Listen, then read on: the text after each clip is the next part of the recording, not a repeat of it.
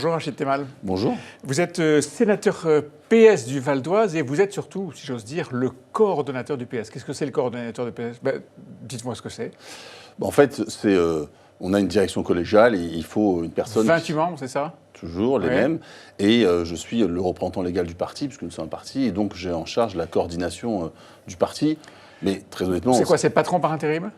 C'est en tout cas celui qui a la responsabilité de l'intérêt général.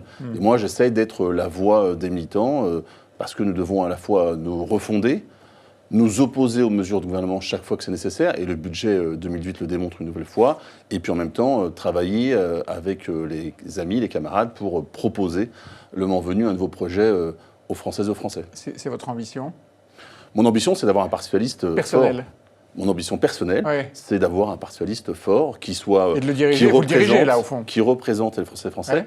Voilà, les enjeux de personnes viendront le moment venu, il y aura un congrès. C'est ce qu'on dit toujours. Non, c'est une réalité. Ce n'est pas le moment de déclarer ma candidature, etc.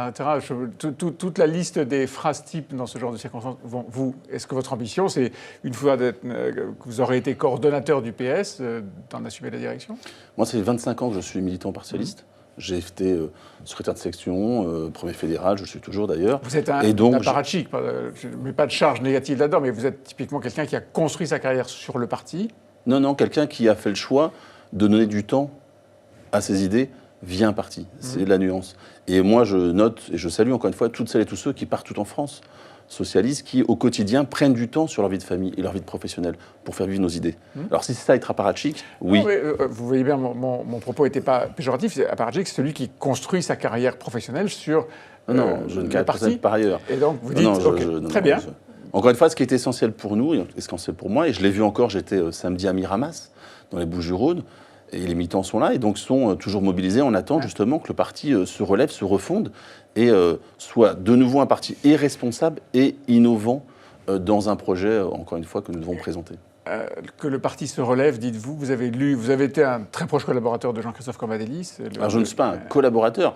J'ai effectivement été dans son équipe, tout à fait, comme avec aussi François Hollande, comme aussi j'ai participé à la campagne de Benoît Hamon, parce qu'ils avaient tous un point commun, c'est d'être socialiste. Et moi, je fais en sorte de respecter les décisions collectives et de travailler pour mon parti. Vous étiez donc très proche de Jean-Christophe Cambadélis. Vous avez donc lu son livre, je suppose. Oui. Il pose un diagnostic effrayant sur le PS. Vous le partagez? Le parti tel que nous l'avons connu, je veux dire, est en bout de cycle. Mais maintenant, il faut nous tourner vers l'avenir. Et d'ailleurs, je le note, quand il y a eu un sondage la semaine dernière, puisque 76% des sympathisants socialistes ont une bonne image et 77% pensent que c'est un parti qui a encore un avenir.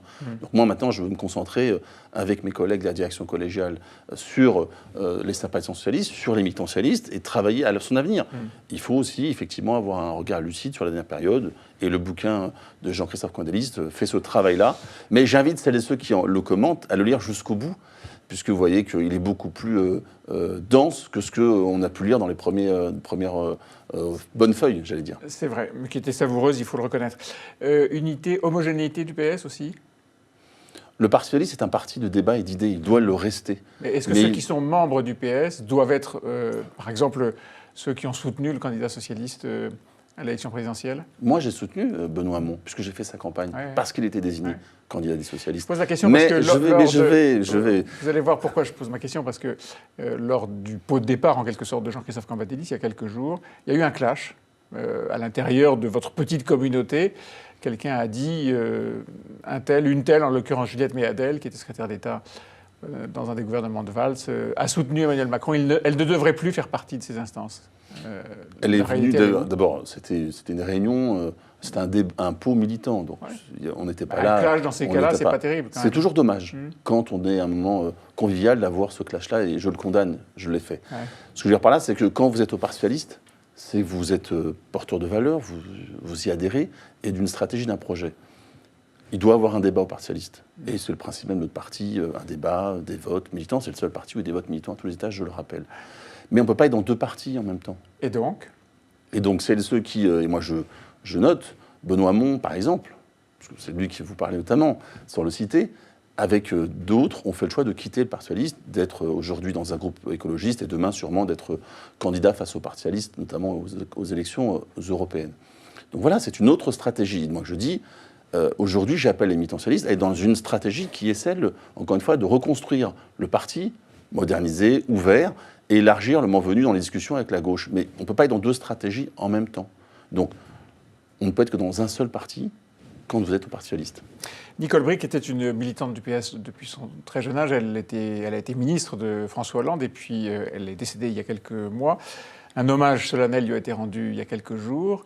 Et Emmanuel Macron, à l'occasion de cet hommage qui a été l'occasion d'une réapparition de Dominique Strauss-Kahn, Emmanuel Macron a dit, elle a commencé avec Jean-Pierre Chevènement, elle a continué avec François Mitterrand, puis avec Lionel Jospin, puis avec Dominique Strauss-Kahn, et enfin elle était à mes côtés. Est-ce que c'est pas ça l'histoire du PS ? Pas du tout.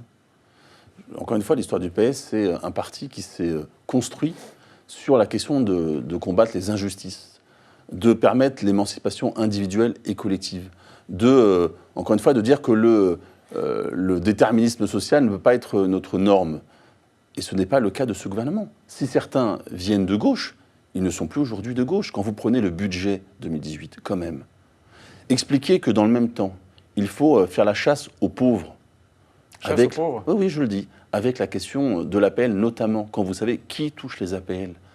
Et de l'autre côté, exonérer ceux qui ont des yachts et des lingots d'or, je pense qu'on a un problème de lecture et d'approche philosophique de ce que c'est le contrat social. Oui, quand vous dites cette chasse aux pauvres, je reprends votre expression, ces pauvres-là, ils vont bénéficier d'un certain nombre de mesures, plusieurs milliards d'euros qui sont consacrés dans le budget à cette catégorie-là de la population. Ça vous...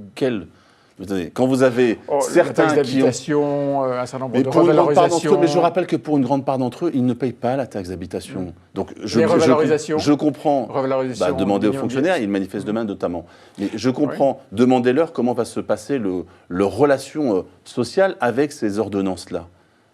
C'est pas parce qu'on donne quelques morceaux et très peu des miettes, c'est la fameuse théorie du ruissellement, que c'est une politique qui soit une politique solidaire. C'est une politique de droite. D'ailleurs, le gouvernement, depuis plusieurs jours, essaye de sortir, d'arracher le sparadrap du capitaine Haddock. Donc oui, voilà, c'est un bouclier fiscal, plus la flat tax, qu'on pourrait évoquer également, qui permet qu'à chacun d'avoir le même niveau d'imposition sans avoir le même niveau de recettes et de revenus. Plus-value, pas sur la revenu du travail. Et la différence, c'est qu'aujourd'hui, le gouvernement précédent avait mis au même niveau le capital et le travail.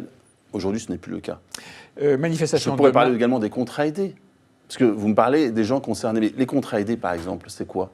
C'est des personnes qui sont parfois loin de l'emploi, c'est leur permis de re-rentrer. On sait ce que ça coûte, on ne sait pas ce que ça donne comme emploi. Hein. Oui, mais vous savez, on peut regarder. Non, mais ce ne sont pas des emplois marchands, comme on dit. Donc on sait ce que ça coûte au budget. Bien sûr. Et on sait ce que ça coûte. On sait ce que ça coûte, c'est ce que ça rapporte humainement pour les gens qui y travaillent, en termes d'emploi, parce qu'ils sont dans l'emploi, et en termes de liens et de services rendus à la population, que vous soyez dans une association ou dans une collectivité, ça joue. Pour la première fois depuis des années, tous les syndicats de fonctionnaires demain appellent à manifester, appellent à la grève, vous en serez ? Bien sûr, je conduirai la délégation socialiste et nous appelons les militants socialistes à y participer. Pour rétablir le jour de carence, pour se dire que le service public ne doit pas être une variable d'ajustement de cette politique menée par ce gouvernement. Alors on regardera où vous manifestez et combien de manifestants seront dans la rue. Merci beaucoup, Rachid Temal. Merci.